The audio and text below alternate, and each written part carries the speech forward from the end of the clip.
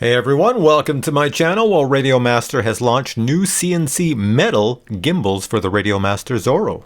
These new gimbals are called the AG01 Mini, and they come in a package of 2. Listed on the back of the box are the features of the new gimbals. They are plug and play, so take out your old gimbals, insert the new gimbals. The biggest change is that these are CNC metal, which makes them a lot more hardy for different weather conditions, and they look cool and they feel really good in the hands. Now, since they are an all aluminum construction, they kind of make the original gimbals look really cheap. So here I'm holding up the new CNC gimbal to the plastic original gimbal. Installation time takes about 30 minutes, and when installed it looks like this.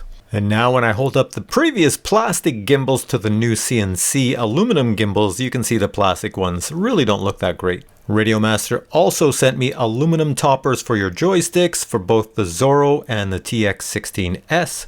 These new grippy joystick aluminum heads come in many different colors. You just unscrew the previous model and then screw on the new models in any color pattern you wish. Radiomaster also sent me a new carry case for the ZORRO.